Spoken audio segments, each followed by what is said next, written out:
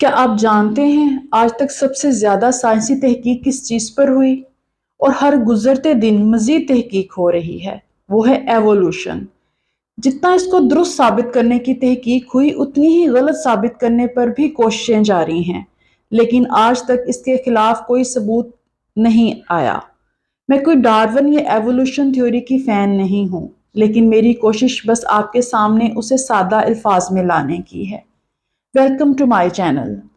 Evolution theory modern biology کے لیے ایک بنیادی حیثیت رکھتی ہے۔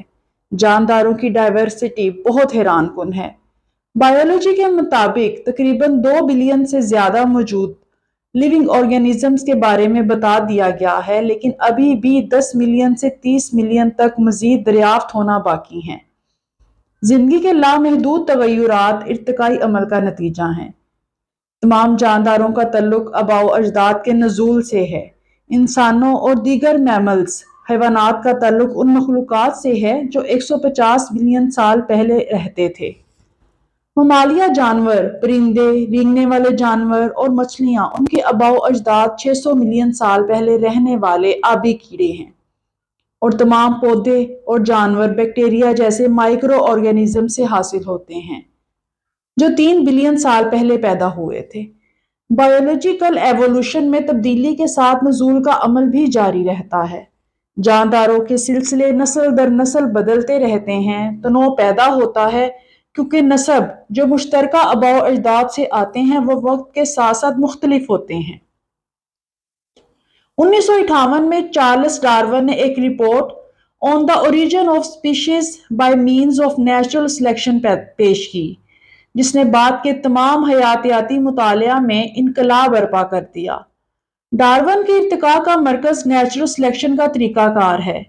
1937 میں تھیوڈوسیس نے مینڈلین جینیات کو ڈارون کے تھیوری پر لاگو کیا، جس نے پوری آبادی میں چھوٹے جینیاتی تغیرات پر قدرتی انتخاب کے مجموعی عمل کے طور پر ارتقاء کی ایک نئی تفہیم میں حصہ لیا۔ ایوولوشن کے ثبوت کا ایک حصہ فوسل ریکارڈ میں ہے، جو کہ بتدریج بدلتی ہوئی شکلوں کو ظاہر کرتا ہے جو آج کی ہماری شکلوں تک پہنچتا ہے۔ اگرچہ نظریہ ارتقاء کو تقریباً پوری سائنسی برادری نے قبول کیا، لیکن اس نے ڈارون کے وقت سے لے کر آج تک بہت سے تنازعات کو جنم بھی دیا۔ بہت سے اعتراضات مذہبی رہنماؤں اور مفکرین کی طرف سے سامنے آئے جو یہ یقین رکھتے ہیں کہ یہ تھیوری مذاہب کے مخالف ہے۔ 19ویں صدی کے ماہر فطرت چارلس ڈارون نے دلیل دی کہ حیات ایوولوشن کے ذریعہ وجود میں آتی ہے، اور اس نے ایک سائنسی وضاحت فراہم کی، بنیادی طور پر درست لیکن نامکمل، کہ ارتقاء کیسے ہوتا ہے اور ایسا کیوں ہے کہ جانداروں میں خصوصیات جیسے کہ پر، آنکھیں اور گردے واضح طور پر مخصوص کاموں کے لیے تشکیل دی گئی ہیں۔ نیچرل سلیکشن اس وضاحت میں ایک بنیادی تصور تھا۔ نیچرل سلیکشن اس لیے ہوتا ہے کہ زیادہ مفید خصلتوں کے حامل افراد جیسے تیز نظر یا تیز ٹانگیں بہتر طور پر زندہ رہتے ہیں، اور کم سازگار خصلتوں والے افراد کے مقابلے میں زیادہ اولاد پیدا کرتے ہیں۔ 20ویں صدی میں سائنس جینیٹکس کی تفصیل بتاتی ہے کہ نیچرل سلیکشن کس طرح کام کرتا ہے اور ماڈرن ایوولوشن تھیوری کی ترقی کا باعث بنتا ہے۔ 1960 کی دہائی کے آغاز میں مالیکیولر بیولوجی اور حیاتیاتی ارتقاء کے بارے میں بہت زیادہ ترقی ہوئی، اور ان مسائل کی چھان بین بھی ہوئی جو کہ کچھ ہی عرصہ قبل مکمل طور پر پہنچ سے باہر دکھائی دے رہے تھے۔ مثال کے طور پر انسانوں کے جینز اور چمپینزی کے جینز کتنے مماثلت رکھتے ہیں۔ ڈارون اور 19ویں صدی کے دیگر ماہرین حیاتیات نے جانداروں کے تقابلی مطالعہ، ان کی جغرافیائی تقسیم اور ناپید جانداروں کے فوسل کی باقیات میں حیاتیاتی ارتقاء کے زبردست ثبوت پائے۔ ڈارون کے زمانے سے ان ذرائع سے حاصل ہونے والے شواہد کافی مضبوط اور زیادہ جامع ہو گئے، جبکہ حیاتیاتی مضامین جو حال ہی میں سامنے آئے ہیں، جینیات، حیاتیاتی کیمیا، فزیالوجی، ماحولیات اور ایتھولوجی نے طاقتور ثبوت فراہم کیے ہیں۔ ڈی این اے اور جانداروں کے پروٹین میں ارتقائی تاریخ کے بارے میں معلومات لامحدود ہیں۔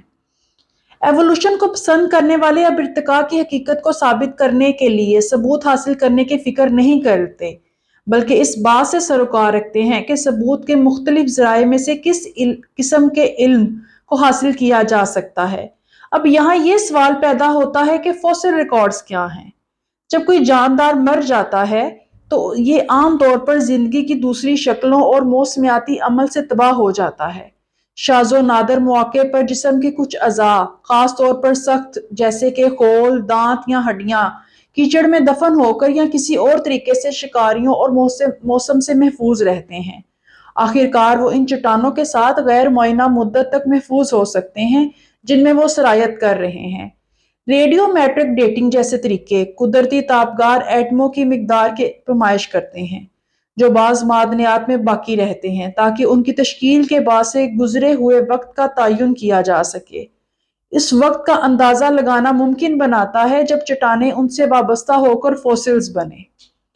ریڈیو میٹرک ڈیٹنگ بتاتی ہے کہ زمین تقریباً 4.5 بلین سال پہلے بنی تھی۔ قدیم ترین فوسلز مائکرو آرگینزم سے مشابہت رکھتے ہیں جیسے کہ بیکٹیریا اور سیانو بیکٹیریا۔ ان میں سے قدیم ترین فوسلز 3.5 بلین سال پرانی چٹانوں میں دکھائی دیتے ہیں۔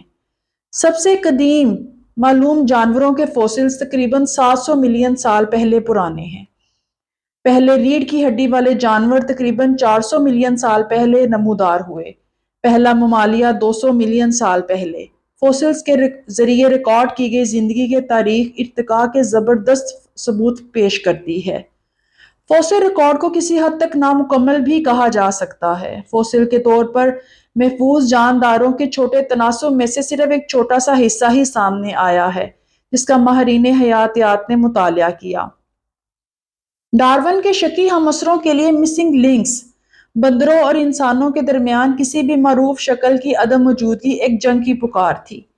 زندہ بندروں اور انسانوں کے درمیان ایک نہیں بلکہ بہت سی مخلوقات کو فوسلز کے طور پر پایا گیا۔